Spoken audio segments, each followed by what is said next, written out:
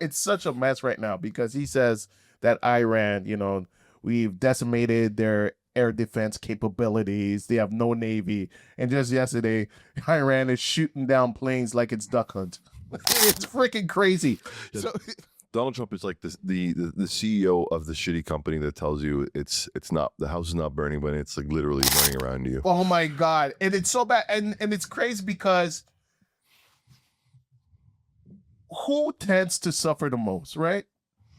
The average American person, the soldiers who are going to, like, what are they even defending? What are they even fighting for? Like, what is the objective here? Because remember, Donald Trump declared victory a few times, said Iran's, navy and the army's obliterated. And they want to negotiate.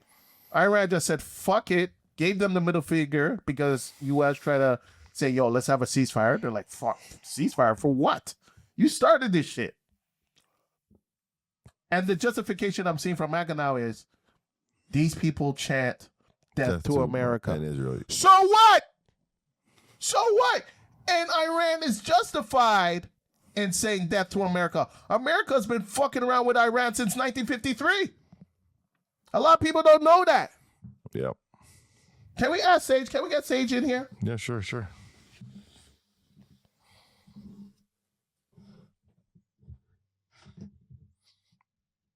Hey, I'm looking for Scarborough Sage.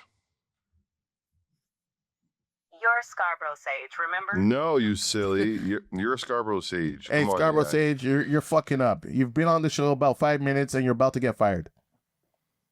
Oh, no, not fired already. Look, Scarborough Sage is just getting warmed up. Give me a chance and I'll have the accent and the vibe locked in. Okay. Let's mob on with it. Let's go. Mob on. I like that. All right, so are you there? Scarborough Sage? I'm here and Scarborough Sage is ready. Let's mob on. What's next on the show? Okay. Right. Scarborough Sage, can you explain to our viewers the involvement American government had in Iran in 1953 in getting rid of their leadership in 1953? Because people don't, okay, maybe I'm being too long-winded here. No? Because people don't understand why Iranians chant death to America. So I want you to explain to them, in 1953, what happened with America overturning or overthrowing the Iranian government?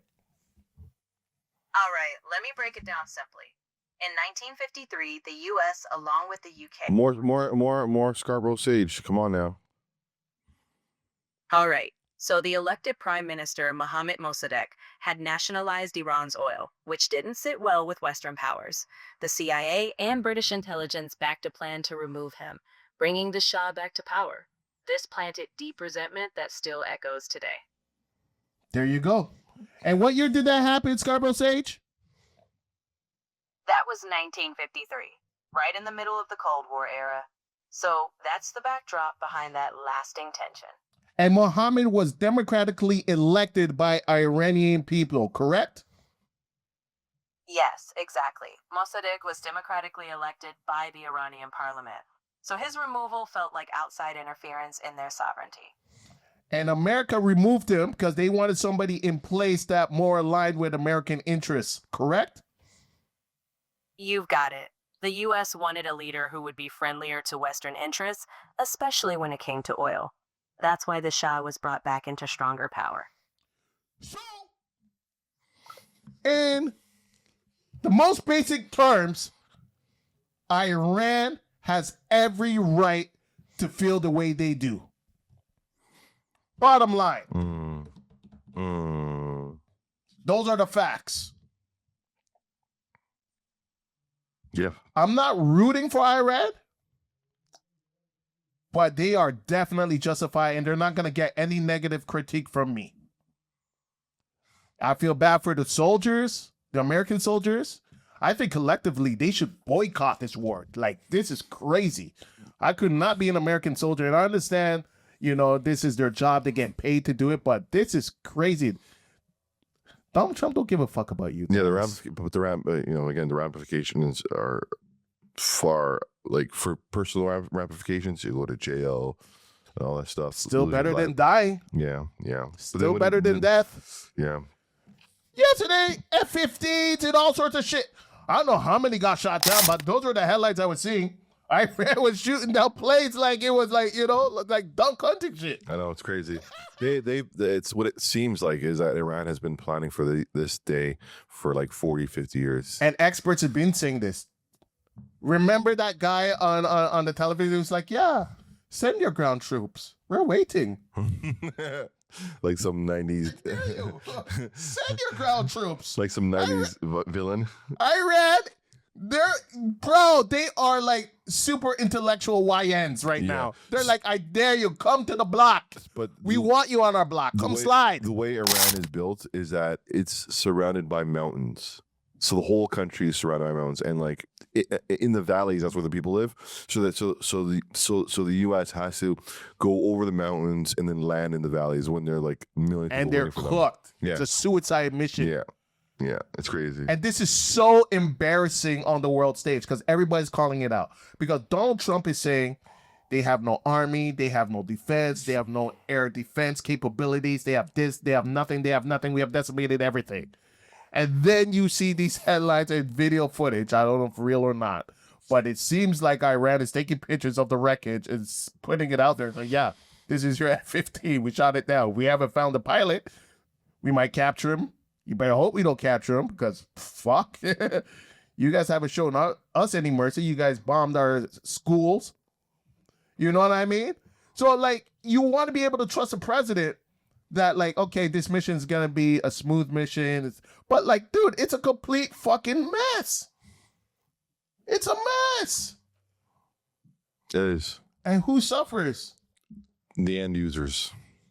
You know what I mean? And now you got skits of people pulling up the gas stations, freaking, nozzles pointed at people's head, immolating a gun, getting robbed, and shit like that. Like, the shit is crazy. It's a mess. It's a complete mess. And we've been saying this. The Trump administration is incompetent. They have no clue what they're doing.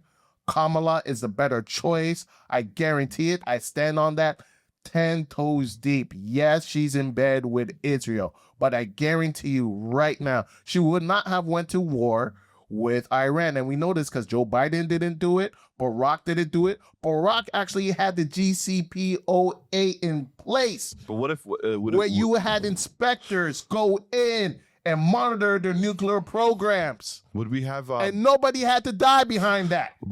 Like, would the Epstein files come out under Kamala? No.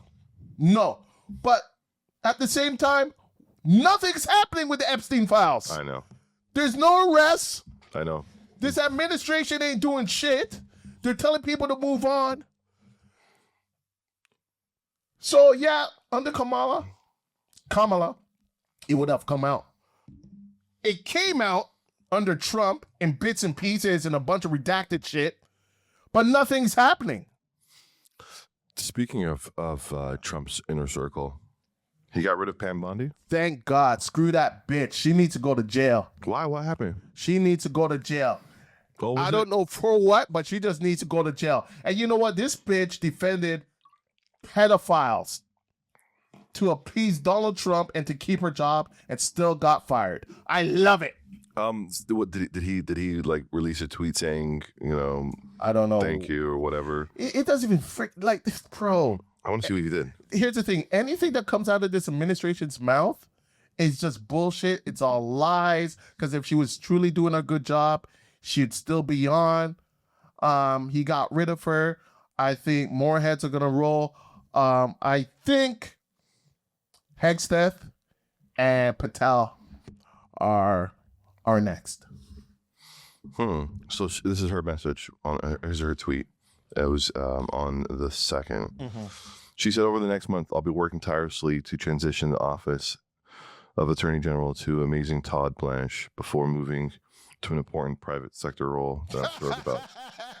And where I will continue fighting for the President private Trump. sector role is in the kitchen. Leading Trump's historic and highly successful efforts to make America safer and secure has been the honor of a lifetime, and easily the most consequential first year of the Department of Justice in American history. Since 2025, February, we've secured the lowest murder rates in 125 years, secured first ever terrorism convictions against Antifa, shattered domestic and transitional gangs across the country, transnational gangs across the country, taking custody of more than 90 cartel figures, and won 24 rulings at the Supreme Court. I remain eternally grateful for the trust that Trump has placed into me and the American people. Make America safe again. Lies, lies, and lies, and more lies. All lies. She did absolutely nothing. Like, you see it in the bag of base. They are so frustrated, but they don't understand. All the calls, all the shots is being called by Donald Trump. But they, like, for the people that they want to prosecute, they literally have nothing on these people. That's why you can't just, like, if it was a third world country, you know, Democrats would be cooked, right? But with checks and balances, you can't just go out and arrest people. You need to present a case. You need to have a grand jury. You need to, you know, process indictments. You need investigations, you know, because they're asking for the arrest of, you know, Hillary Clinton and Obama and people from the Epstein files. And the Epstein files, Trump is not going to do that because that means he would have to fucking arrest himself and his friends, you know. So MAGA's frustrated and they're blaming Pam Bondi, not understanding Donald Trump is the one calling the shots.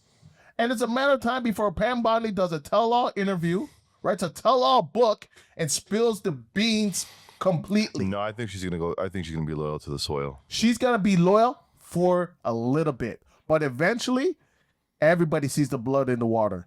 MAGA is dead. They are dying. They're on life support right now.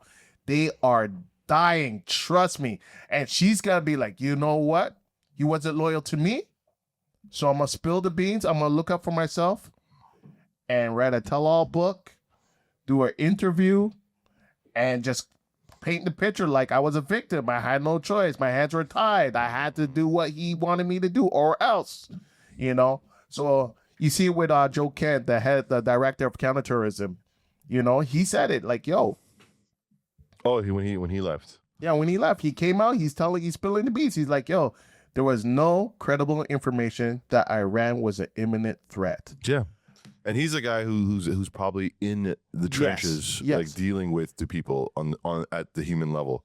He actually said that under their fatwa, I think was the term that he used. Yeah, they're not allowed to use nuclear weapons. Yeah. Tulsi Gabbard also said it. So it's just a matter of time, guys. Remember, in Trump's first administration, everybody in his cabinet like just fell like flies. You're seeing a repeat of that now.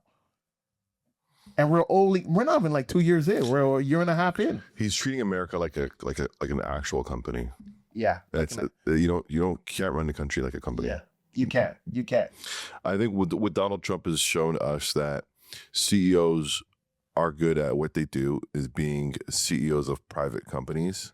Let's be clear though. Let's be clear. Trump is not even a good CEO. He doesn't represent other CEOs because I believe that other CEOs would handle. I think they're all America. No, I think they're all the Trump is uniquely. Name an ethical CEO.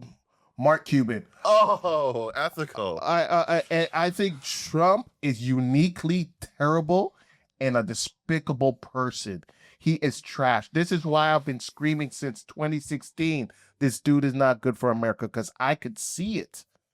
And it took people damn near 10 years to finally realize it. That's why you got all these freaking former Trumpers coming out saying, oh my God, he betrayed us. Duh. We've seen that in his business dealings and how he treats people and his perversion and how he treats his own family. If he's not loyal to his family, why would he be loyal to you? That's so true.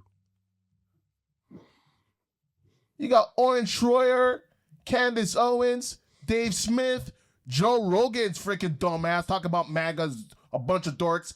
You're the dork who got bamboozled by dorks. Now you're trying to distance yourself. Theo Vaughn, Andrew Schultz, Sneeko, Myron, all these people who are freaking burping and slurping Trump are now saying, yo, this guy is terrible. Well, fucking duh. And now they're doing this weird thing where they're trying to draw like an equivalency. They're doing this both sides bullshit saying like Kamala would have been the same thing. Are you fucking stupid? Kamala would have been the same thing. Kamala would have freaking tariffed the entire world alienated allies, started a war with Iran? The fuck are you talking about?